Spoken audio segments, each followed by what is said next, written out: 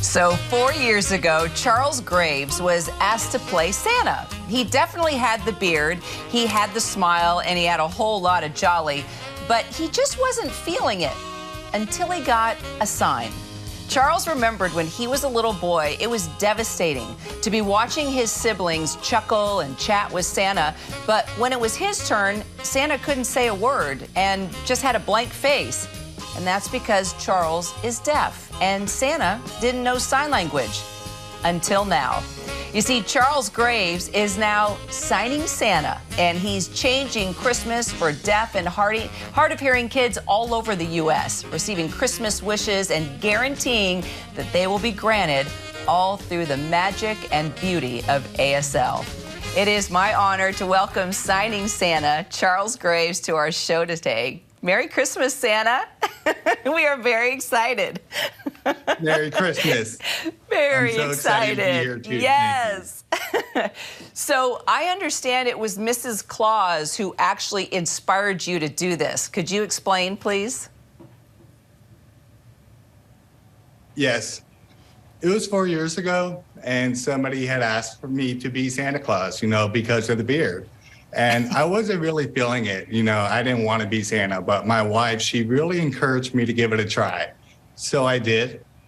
We rented a suit, we put it on for the first time. I looked into the mirror and I just felt something tingling through me. It was magical. It really was. Oh. When I exited the changing room, everybody looked at me and it was like, you are Santa. And, from there, when I met with children, they looked at me, it just continued to inspire me. The magic in me, the connection that I have with deaf children, our cultural bond is just amazing. It is incredible what you are doing for the deaf experience. When you put on that red suit and you look at yourself in the mirror now, does it make your childhood feel any differently? It was tough when you were a little boy and you didn't get this experience, but do you feel that this is sort of making up for that? Yes. Yes. I feel like I'm making up for my entire life through all these other young deaf experiences right now. We're really making a high impact on their hearing parents, and they're seeing their children at their fullest potential. And that's just so important, knowing that sign language, many parents don't sign, and we're encouraging them to learn to be able to sign with their own children. Don't leave them out of the dinner table conversation. Language deprivation.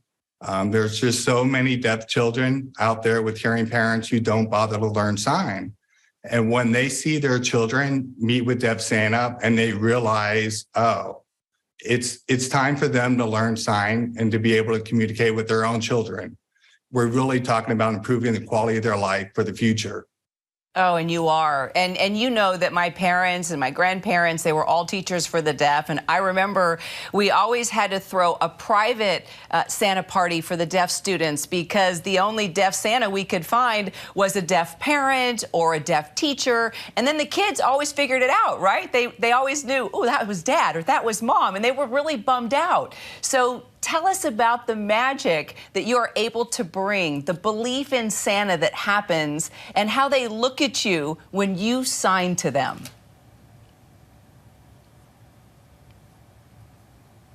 I learned so much through Santa School, taught by National Santa Tim Conahan. And he's really inspired and mentored me, on the challenges of being a Santa.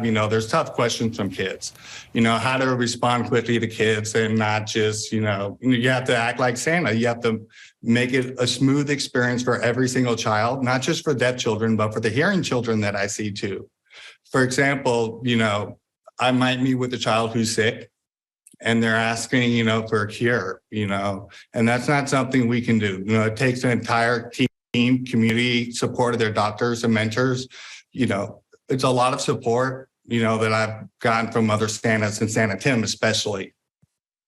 Oh, wow. That just it makes me tear up hearing these stories because it's such a unique thing, and it shouldn't be, right? We should have ASL for every deaf child to experience Santa, and you're doing that. So is there a certain child or that has stood out to you recently, or something that they did that made you laugh, or just something you'll never forget? Tell us a special story.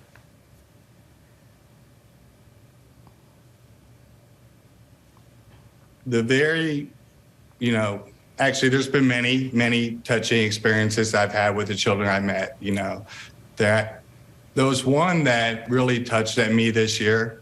It was an older girl. She was about 12, 13 years old. And I asked her what she wanted for Christmas. And she didn't really want anything for herself. She wanted to see other children to be happy, to have the joy for them for other Christmas.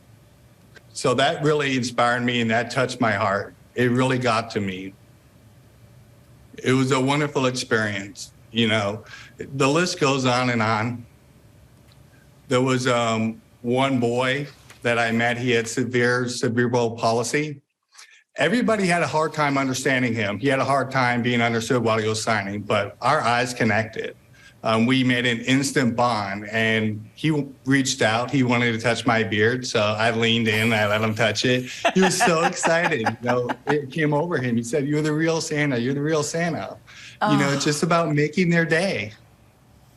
Well, let me tell you, your wife gave you very good advice.